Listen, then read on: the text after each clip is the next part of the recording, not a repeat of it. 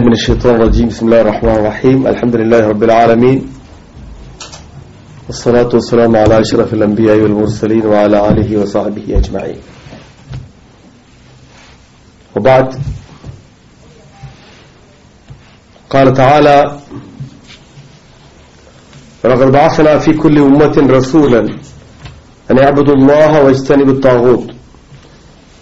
سورة النحل.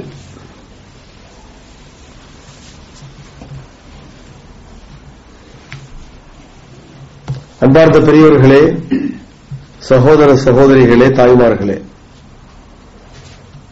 இன்றைய தினம் 8வது நாள். நோன்பு ஆரம்பிக்கப்பட்டு 8 நாட்கள் நம்மை விட்டு சென்று விட்டன.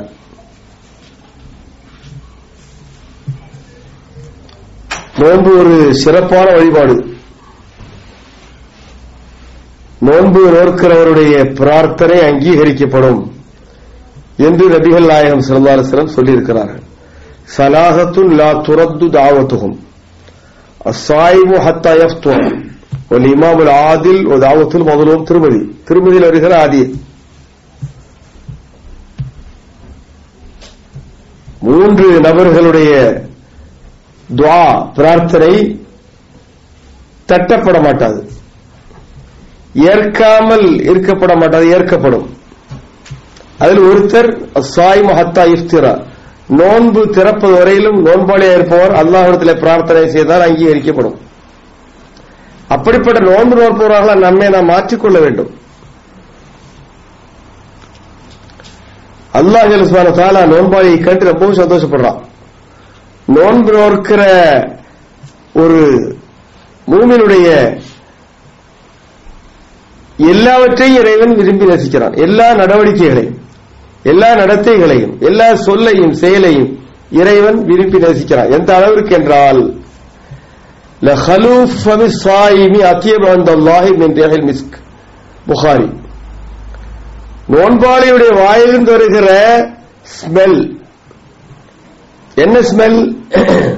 துர்நாற்றம் அல்ல, உண்ணாமல் பருகாமல் பசித்து தாகத்திருக்கும் போது ஏற்படக்கூடிய மாற்றம், வாயினுடைய அந்த வாடையின் மாற்றம். இதை இறைவன் கஸ்தூரியை விட அல்லாஹ்விடத்தில் மனமானதாக கருதுகிறான் என்ற ஹதீஸிலே வருகிறது. ஒரு மூமின் வாய் எப்போதும் சுத்தம் செய்தவராகத்தான் இருப்பான். உலகத்திற்கு பிரஷ் போடுவதை கற்றுக் கொடுத்த மார்க்கம் இஸ்லாம். அதனால வாய் நாற்றம் உடையவர், துர்நாற்றம் வாயில் வீசுகிறவர் மூமின் அல்ல.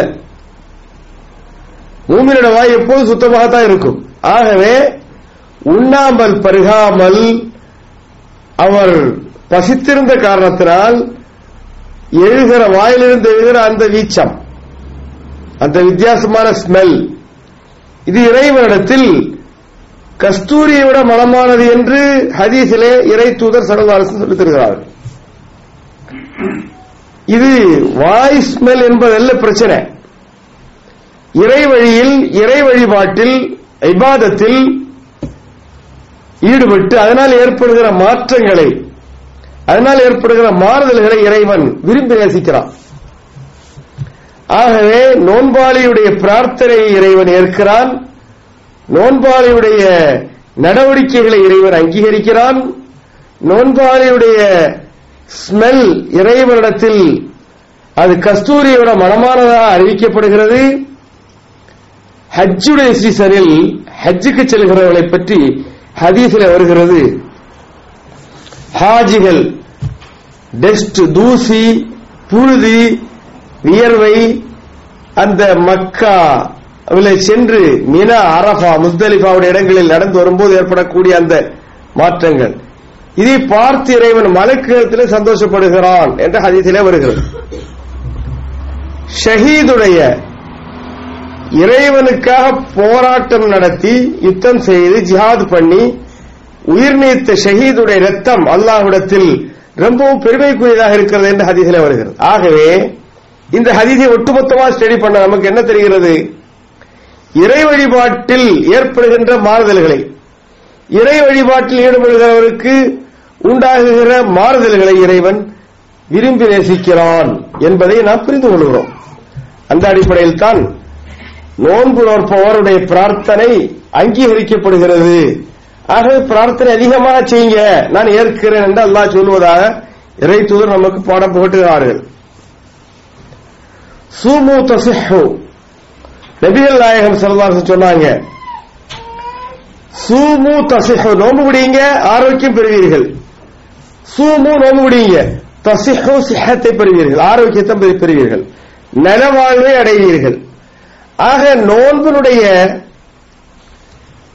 பலாபலன்களில் ஒன்று, இறைவன் நம்மை விரும்பி நேசிக்கிறான், நாம் கேட்பதையெல்லாம் தருகிறான் என்பதோடு நோன்பு நோற்பவர் ஆரோக்கியமாக வாழ வாய்ப்பு இருக்கிறது என்பதையும் நாம் இதில் தெரிகிறோம். நோன்பு நோற்பவருக்கு ஆரோக்கியம் கிடைக்கிறது பலன். ஏனென்றால் காலமெல்லாம் உண்டு பருகி வயிற்றுக்கு ஓய்வில்லாத இயந்திரமாக செயல்பட்ட வயிறு, இயந்திரமாக ஒரே 3 வேளை உணவு, நொறுக்கு பண்டங்கள், டீ, மற்ற உணவுகள் எல்லாவற்றையும் கொண்டு கொட்டுகிற இடம்தான் வயிறு. இந்த வயிற்றுக்கு பகல் வேளை 1 மாதம் ஓய்வை கொடுக்கிறோம். இதனால் கண்டிப்பா ஆரோக்கியம் பெறுகிறது. நபிகள் நாயகம் ஸல்லல்லாஹு அலைஹி வஸல்லம் சொன்னாங்க, மா மலஅபுனு ஆதம விஆஅன் ஷர்ரம் மின் பத்னிஹி, ஒரு மனிதன் நிரப்புகிற பாத்திரங்களில் கேடுகட்ட பாத்திரம், நிரப்புகிற பாத்திரங்களில் கேடுகட்ட பாத்திரம் எதுவென்றால் வயிறுதான். வயிறுதான் கொண்டு போடுற அள்ளி போட்டு நிரப்புகிற பாத்திரங்களில் மிகவும் ஷர்ராக இருக்கிறது என்று சொன்னாங்க. உணவு பழக்கத்தினால் தான் அத்தனை நோய்களையும் மனிதன் உண்டாக்கிறான். ஆகவே மனிதனுக்கு பிஹஸ்பிபினி ஆதம உக்கைலாத்துன், மனிதனுக்கு போதுமானதாக இருக்கிறது சில கவலங்கள், மனிதனுக்கு போதும் சில கவலங்கள், இப்னு ஆதமுக்கு சில கவலங்கள் போதுமானது. யக்கும் நபிஹி சுல்பு, அதனால் அவனுக்கு ஆரோக்கியமாக வாழ முடியும். இன்கான லா மஹாலா, சில கவலங்கள் எல்லாம் சற்று கூடுதலாகவே உண்ண வேண்டும், வயிற்று நிரப்ப வேண்டும் என்று ஒருவர் நினைத்தால் ஃபசுலுசுன் லிதஆபின், 1/3 வயிற்றுடைய 1/3 பகுதியில் உணவை செலுத்துங்கள். சுலுசுன் லி ஷராபிஹி, இன்னொரு 1/3 அவர் தண்ணீர், நீர் ஆகாரங்களை போடட்டும். ஆக நீரும் வேண்டும், உணவும் வேண்டும். சுலுசுன் லி, எப்போது வயிறினுடைய இன்னொரு 1/3 காலியாகவே இருக்கணும் என்றால் ஆரோக்கியமாக வாழலாம் என்று இறை தூதர் ஸல்லல்லாஹு அலைஹி வஸல்லம் சொன்னார்கள். இந்த யதார்த்தத்தை மருத்துவம் நிரூபித்திருக்கிறது. மனிதனுடைய தேவையை மீறி அளவுக்கு அதிகமாக உணவுகளை உட்கொள்வதனால் பல்வேறு நோய்களை மனிதன் அடைய சந்திக்கிறான். இந்த நிலை மாற்றி அமைக்கப்பட்டு ரமலானுடைய பகல் வேளையில் எதையும் சாப்பிடாமல், எதையும் குடிக்காமல், எந்த ஒரு நொறுக்கு பண்டத்தையும் உள்ளே திணிக்காமல் நாம் கட்டுப்பாட்டோடு, உணவு கட்டுப்பாட்டோடு இருப்பதனால் நமக்கு ஆரோக்கியம் பெறுகிறது. இது மருத்துவத்தில் இது நலவாழ்விற்கு உகந்தது என்று மருத்துவம் நிரூபிக்கிற உண்மை. ஆகவே நோன்பு நோற்பதனால் இறைவனுடைய அங்கீகாரத்தை பெறுகிறோம், இறைவனிடத்தில் எல்லா கோரிக்கைகளும் ஏற்கப்படுகிறது, வாழ்க்கையில் உடம்புக்கு நாம் ஆரோக்கியத்தையும் பெறுகிறோம் என்பதை புரிந்து கொள்ள வேண்டும். ஆனா இலக்கு அல்ல, உடம்பினுடைய ஆரோக்கியத்தை வளர்ப்பதற்கு நாம் முடிக்கலாம். நோன்பு நோற்பது தக்குவாவை வளர்த்துவதற்கு. அப்ப நோன்பினால் ஏற்படக்கூடிய பலன் தான் ஆரோக்கியம். நோன்புடைய பலாபலன்களில் ஒன்று ஆரோக்கியம், உடல் ஆரோக்கியமாக இருப்பது. ஆகவே நாம் எப்போதும் நம்முடைய நோன்புக்கு பிறகும் சரி, நபிகள் நாயகத்தில் இந்த ஹதீஸுடைய வெளிச்சத்தில் திருமதியில் வருகிற ஹதீஸ், வயிற்றை மிக கட்டுப்பாட்டோடு, உணவு கட்டுப்பாட்டோடு நம் வாழ்க்கையை தொடங்க வேண்டும் என்றால் ஆரோக்கியமாக வாழ முடியும். இல்லை என்றால் ஒரு 40 வயதை ஒருவர் அடைந்தால் நோயினுடைய ஒட்டுமொத்த வடிவமாக மனிதன் மாறிவிடுகிறான். மருந்தில்லாமல் வாழ முடியாது என்கிற நிலைமையில் மனிதன் இருக்கிறான். 40 வயதை அடைந்தால் அவருக்கு இரத்த அழுத்தம் ஒரு பக்கம், சுகர் இன்னொரு பக்கம், அதுபோன்று பல்வேறு நோய்கள் எதையெல்லாம் சொல்ல. இதனால் அவஸ்தைப்பட்டு ஒரு கேரி பேகை கொண்டுதான், மருந்தினுடைய ஒரு கேரி பேகை சுமந்துகிட்டு தான் போக வேண்டியிருக்கிறது.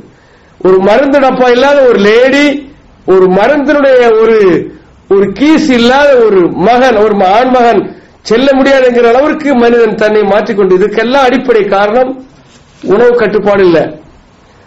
மனிதன் உணவிற்கு முன்னால் மனிதன் அல்லாஹ்வுடைய விதிமுறைகளை, ரசூலுடைய வழிமுறைகளை மறந்து விடுகிறான். இந்த நிலை மாற வேண்டும். ரமதானுக்கு பிறகு உண்ண பருக அனுமதி இருந்தால் அளவோடு உண்டு நீண்ட நாள் ஆரோக்கியமாக வாழ, அல்லாஹ்வுடைய வழிபாடுகளில் ஈடுபட நாம் முயல வேண்டும் என்று முதலில் உங்களை வேண்டிக் கொள்கிறேன். இந்த திருமறை குர்ஆனுடைய விரிவுரை தொடரில் எல்லா தினமும் நோன்பை பற்றி ஒரு தகவலை நான் சொல்வதுண்டு.